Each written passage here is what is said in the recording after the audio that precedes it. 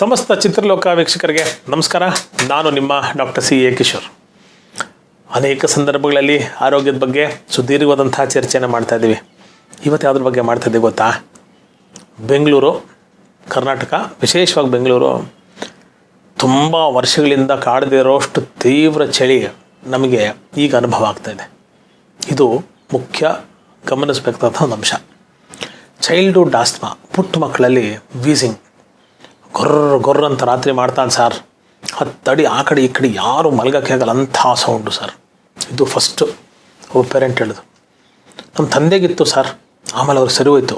ನನಗಿದೆ ಸರ್, ಹೋಗಲೇ ಇಲ್ಲ, ನಾನು ವರ್ಷಗಳ ಕಾಲ ಅನುಭವಿಸಿದೆ, ನನ್ನ ಮಗುಗೂ ಬಂದುಬಿಡ್ತಲ್ಲ, ತುಂಬ ಚಿಂತೆ ಆಗಿಬಿಟ್ಟಿದೆ ಸರ್.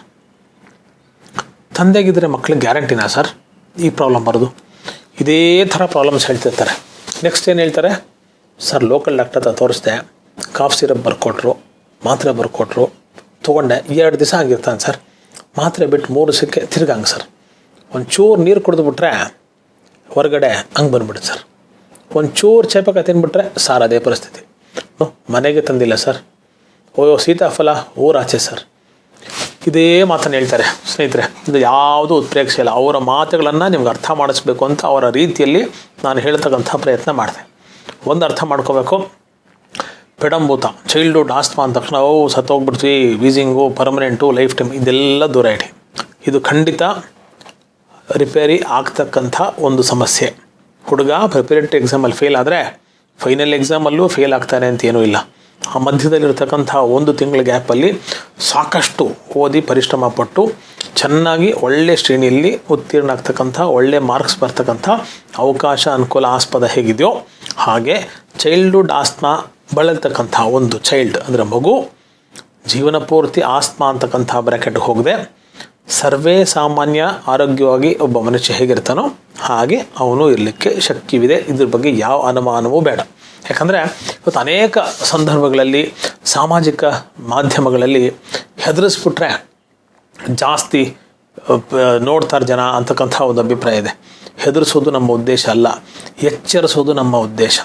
ಜಾಸ್ತಿ ಎಚ್ಚರಿಸಿ ನಿಮ್ಮನ್ನು ಜಾಗೃತ ಮಾಡಿದಾಗ ನಿಮ್ಮಲ್ಲಿರ್ತಕ್ಕಂತಹ ಭಯ ಶ್ರೀಸಾಮಾನ್ಯದಿಂದ ದೂರ ಮಾಡಬೇಕು ಅಂತಕ್ಕಂಥದ್ದೇ ನಮ್ಮ ಆಮೂಲಾಗ್ರ ಉದ್ದೇಶ ಆಗಿರೋದ್ರಿಂದ ಮೊದಲ ಹಂತದಲ್ಲಿ ಭಯ ಬೇಡ. ಎರಡನೇದು ಏನೆಲ್ಲ ಮಾಡಬೇಕು. ನಚ ಸರ್ವಾಣಿ ಶರೀರಾಣಿ ವ್ಯಾಧಿ ಕ್ಷಮತ್ವಂ ಸಮರ್ಥಾನಿ ಭವಂತಿ ಅಂತ ಅದ್ಭುತವಂಥ ಉಕ್ತಿ. ಎಲ್ಲ ಶರೀರಗಳಿಗೂ ಒಂದೇ ರೀತಿಯಾದಂತಹ ರೋಗ ಪ್ರತಿರೋಧಕ ಶಕ್ತಿ ಇರೋದಿಲ್ಲ. ಸರ್, ಪಕ್ಕದ ಮನೆ ಹುಡುಗು 4 ಚೇಪೆ ಕಚ್ಚಿದ್ರು ಏನಾಗಲ್ಲ ಸರ್, ನಮ್ಮ ಮನೆ ಮಗು ಅರ್ಧ ತಿಂದರೆ ಬಂದ್ಬಿಡುತ್ತೆ. ಯಾಕೆ? ನಮ್ಮ ಮನೆ ಮಗುವಿಗೆ ಇಮ್ಯುನಿಟಿ, ರೋಗ ಪ್ರತಿರೋಧಕ ಶಕ್ತಿ ಆ ಮಗು ಕಂಪೇರ್ ಮಾಡಿದ್ರೆ ಕಡಿಮೆ ಇದೆ. ನಾವು ದೀರ್ಘಕಾಲೀನವಾಗಿ pastry, pizza, burger, junk food, ice cream, popcorn, cake ಎಲ್ಲ ಅನೇಕ ಲೋಡ್ಸ್ ಆ್ಯಂಡ್ ಲೋಡ್ಸ್ ತಿನ್ನಿಸಿ ಇವತ್ತು ನಮ್ಮ ಮಗು ಆರೋಗ್ಯಕರಬೇಕು. ಇವತ್ತು ನೋಡಿ, ಗ್ರಾಮೀಣ ಭಾಗದಲ್ಲಿ ಮಕ್ಕಳು ಸರ್ವೇ ಸಾಮಾನ್ಯವಾಗಿ ಆರೋಗ್ಯವಾಗಿರ್ತಾರೆ. ಯಾಕೆಂದರೆ ಬೇರೆ ದಾರಿ ಇಲ್ಲ, ಅರ್ಥಾತ್ ಎಕ್ಸ್ಪೋಜರ್ ಇಲ್ಲ. ನಿಸರ್ಗ ಅವ್ರಿಗೆ ನಮಗಿಂತ ಹತ್ತಿರವಾಗಿದೆ, ಹಾಗಾಗಿ ಅವರು ಆರೋಗ್ಯವಾಗಿರ್ತಾರೆ. ಅತ್ಯಂತ ನಗರ ಪ್ರದೇಶಗಳಲ್ಲಿ ಮೇಲಿಂದ ಮೇಲೆ, ಎಸ್ಪೆಷಲಿ ಮೆಟ್ರೋಪಾಲಿಟನ್ ಸಿಟೀಸಲ್ಲಿ ಚೈಲ್ಡ್ಹುಡ್ ಆಸ್ಮಾ ಯಾಕೆ ನೋಡ್ತೀವಿ ಅಂದರೆ ಇಮ್ಯುನಿಟಿ ಕಾಂಪ್ರಮೈಸ್ ಆಗಿಬಿಟ್ಟಿರುತ್ತೆ. Because diet, lifestyle, mindset ಚೆನ್ನಾಗಿರುವುದಿಲ್ಲ. ಸೊ ನಾವೇನು ಮಾಡಬೇಕು?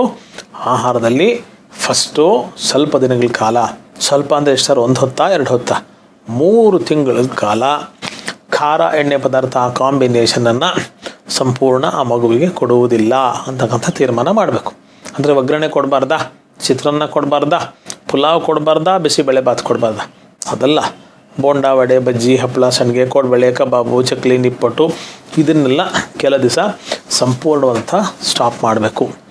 ಮೊಸರು ಬೇಡ, ನೀರು ಮಜ್ಜಿಗೆಯನ್ನು ಕೊಡಿ, ಕಫ ಜಾಸ್ತಿ ಆಗುತ್ತೆ. ಹಾಗಾಗಿ ರಾತ್ರಿ ಹೊತ್ತಂತೂ ಮೊಸರು ಬೇಡವೇ ಬೇಡ. ಬೆಳಗ್ಗೆ ಹೊತ್ತು ನಾವು ಮಗುವಿಗೆ ನೀರು ಮಜ್ಜಿಗೆಯನ್ನು ಕೊಡ್ಬೋದು. ಅದಕ್ಕೆ ಶುಂಠಿ, ಬೆಳ್ಳುಳ್ಳಿ, ಬೇಕಾದರೆ ಹೆಚ್ಚುವರಿಯಾಗಿ ಬೆಳ್ಳುಳ್ಳಿಯನ್ನು ಹಾಕಿ ಕೊಡ್ಬೋದು. ಶುಂಠಿ, ಬೆಳ್ಳುಳ್ಳಿ, ಕರಿಬೇವಿನ ಸೊಪ್ಪು ಅಥವಾ ಕೊತ್ತಂಬರಿಯನ್ನು ಹಾಕಿ ನೀರು ಮಜ್ಜಿಗೆಯನ್ನು ಕೊಡ್ಬೋದು. ಮೈದಾ ಪ್ರಾಡಕ್ಟ್ಸು ಖಂಡಿತ ಬೇಡ. ಬೇಕ್ರಿ ಪ್ರಾಡಕ್ಟ್ಸ್ ಬ್ಯಾಡ್ರಿ, ಒಟ್ಟು ತೊಗೋಬೇಡ್ರಿ. ಬೇಕ್ರಿ, ಮೈದಾ ಪ್ರಾಡಕ್ಟ್ಸು ನಿಮ್ಮ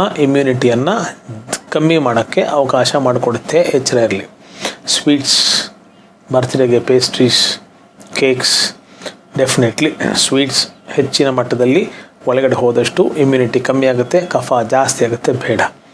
coffee, tea etcetera flavoured milk powder drinks, aerated drinks, cola drinks ಖಂಡಿತನೋ.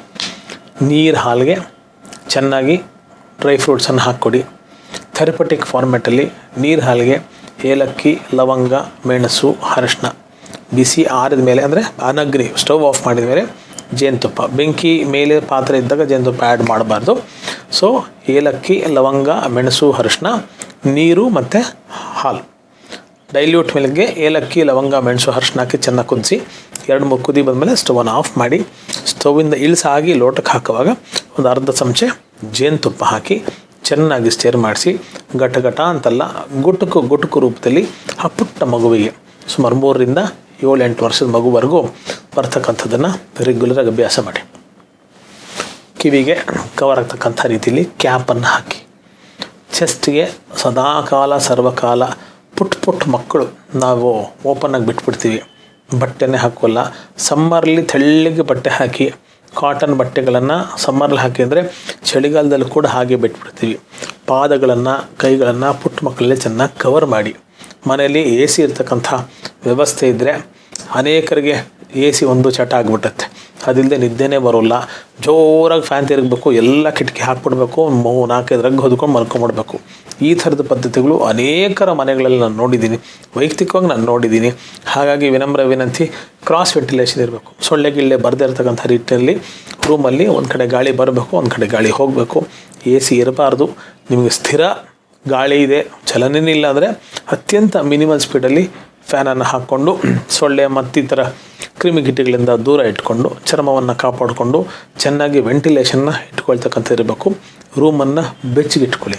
ಸಿಂಪಲ್ಲಾಗಿ ಒಂದು ಕಂಬಳಿ ಹೊದ್ಕೊಂಡು ಮಲ್ಕೊಂಡ್ರು ಕೂಡ ಆ ಪುಟ್ಟ ಮಗುಗೆ ಸಾಕಷ್ಟು ಶಾಖ ಎದೆ ಭಾಗಕ್ಕೆ ಸಿಗಲಿಕ್ಕೆ ಅವಕಾಶ, ಅನುಕೂಲ, ಆಸ್ಪದ ಆಗುತ್ತೆ. ಆಯುರ್ವೇದೀಯ ದ್ರವ್ಯಗಳು, ಔಷಧಿಗಳು ಶತಮಾನಗಳಿಂದ ಪ್ರಯೋಗ ಮಾಡಿರೋದ್ರಿಂದ it is time tested. That is the reason why it is most trusted. ಯೋಚನೆ ಮಾಡಲೇಬೇಡಿ. ಚೈಲ್ಡ್ಹುಡ್ ಆಸ್ತ್ಮಾಯಿಂದ ಬಳತಕ್ಕಂಥ ಮಗು ಪರ್ಮನೆಂಟ್ ಆಸ್ತ್ಮ್ಯಾಟಿಕ್ ಚೈಲ್ಡ್ ಆಗದೆ ಆ ಹಂತದಲ್ಲೇ ಸಂಪೂರ್ಣ ನಿವಾರಣೆ ಸಮಸ್ಯೆಗಳಿಂದ ಹೊಂದಿ ಮುಂಬರುವ ಪೂರ್ತಿ ಆಯುಷ್ಯವನ್ನು, ಅಂಡರ್ಲೈನ್ಡ್ ಪೂರ್ತಿ ಆಯುಷ್ಯವನ್ನು, ಶೇಷಾಯುಷ್ಯವನ್ನು, ಅಂದರೆ 7 ವರ್ಷದ ಮಗು ಅಂದರೆ ಇನ್ನು 93 ವರ್ಷಗಳ ಕಾಲ ಅಂತ ನಾವು ರಫ್ಲಿ ಅಂದಾಜು ಮಾಡಿದ್ರು ಕೂಡ ಆರೋಗ್ಯವಾಗಿರಲಿಕ್ಕೆ ರಸಾಯನ ಥೆರಪೀಸು, ಆಯುರ್ವೇದ ಔಷಧಿಗಳು ಬೆಂಬಲಕ್ಕಿರುತ್ತೆ. ರಸಾಯನ ಥೆರಪಿ ಅಂದರೆ ಎಲ್ಲ ರಸಗಳನ್ನು ಒಳಗಿರ್ತಕ್ಕಂಥ ಆಭ್ಯಂತರಿಕ ಅವಯವಗಳ ಸ್ಟ್ರೆಂತನ್ನು ಮತ್ತಷ್ಟು ಮಗದಷ್ಟು ಜಾಸ್ತಿ ಮಾಡಿ ನಾರ್ಮಲ್ ಫಂಕ್ಷನಿಂಗು ಎಲ್ಲಿ ಡಿಸ್ಫಂಕ್ಷನಿಂಗ್ ಇರುತ್ತೆ ಅದನ್ನು ನಾರ್ಮಲ್ ಫಂಕ್ಷನಿಂಗ್ ಮಾಡ್ತಕ್ಕಂಥ ವ್ಯವಸ್ಥೆಗೆ ನಾವು ರಸಾಯನ ಥೆರಪಿ ಅಂತ ಆಯುರ್ವೇದ ಹೇಳ್ತೀನಿ. ಆ ಥರದ ಪುಟ್ಟ ಥೆರಪೀಸ್ನ ಮಗುವಿಗೆ ಔಷಧಿ ರೂಪಾಂತರದಲ್ಲಿ ಹಾಕಿದಾಗ ಡೆಫಿನೆಟ್ಲಿ ಹೆಚ್ಚಿನ ಯಶಸ್ಸು ಆ ಮಗುವಿಗೆ ಸಿಗುತ್ತೆ ಅಂತ ಹೇಳ್ತಾ, no fear I am here ಅಂತಕ್ಕಂಥ ಮಾತನ್ನು ನಿಮಗೆ ಭರವಸೆಯನ್ನು ಕೊಟ್ಟು ಈ ಸಂಚಿಕೆಯನ್ನು ಮುಗಿಸ್ತಾ ಇದ್ದೀನಿ. ಇನ್ನು ಅನೇಕ ಸಮಸ್ಯೆಗಳು, ಅನೇಕ ಪರಿಹಾರಗಳು ವಾಪಸ್ ಬರ್ತೀನಿ. ಕಾಯ್ತಾ ಇರಿ. ನಮಸ್ಕಾರ.